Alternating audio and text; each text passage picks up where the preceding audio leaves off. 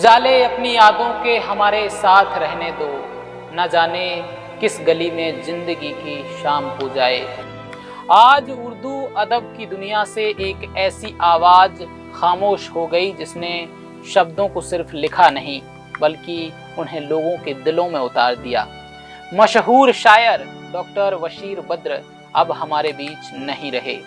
ईद के इस मौके पर एक ऐसा चिराग बुझ गया जो तारा बनकर हमेशा यादों में, शब्दों में शेर और शायरी करने के दौरान जिक्र में रहेगा।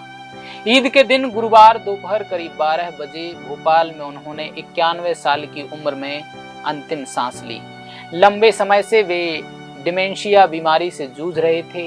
याददाश्त कमजोर हो चुकी थी, लोग पहचान में नहीं आते थे, लेकिन शायरी उनके अंदर आखिरी तक जिंदा रही। खुदा हमको ऐसी खुदाई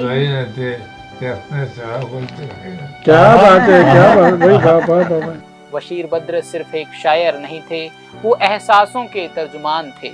उन्होंने उर्दू गज़ल को वो लहजा दिया जो आम आदमी की जुबान पर चढ़ गया। कठिन अल्फाजों की जगह आसान शब्दों से उन्होंने ऐसी शायरी लिखी जो सीधे दिल में उतर जाती थी। यही वजह रही कि उनकी गज़लें सिर्फ किताबों तक सीमित नहीं रहीं बल्कि लोगों के दिल और दिमागों में घर कर गई।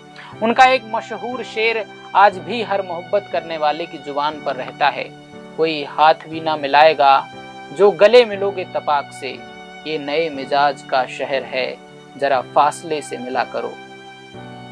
और शायद जिंदगी के बारे में इससे खूबसूरत बात कम ही कही होगी किसी ने। उजाले अपनी यादों के हमारे साथ रहने दो, न जाने किस गली में जिंदगी की शाम हो जाए। बहुत कम लोग जानते हैं कि बशीर बद्र का सफर आसान नहीं था।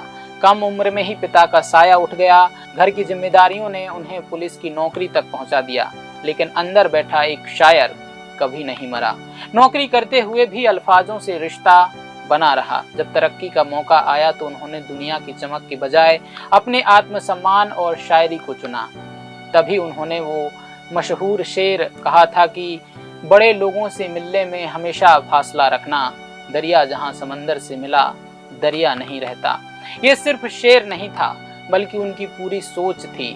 1960 के दशक में जब अभिनेत्री मीना कुमारी ने उनका लिखा एक शेर अपने हाथों से एक मैगजीन में लिखा, तब पहली बार पूरी शायरी की दुनिया ने बशीर बद्र नाम को गंभीरता से लिया। इसके बाद उन्होंने अपने पीछे मुड़कर नहीं देखा।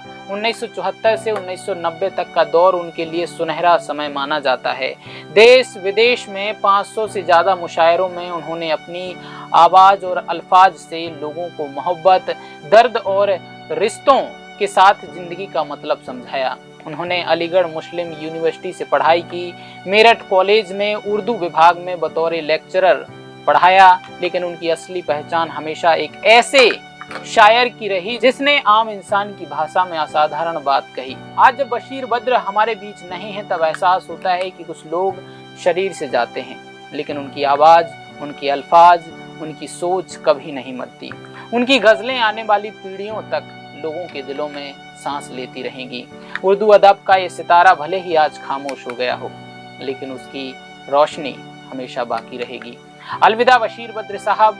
जब जब शेर और शायरी कही जाएगी तब तक एक धुरंधर का नाम लिया जाएगा, बशीर बद्र। नमस्कार।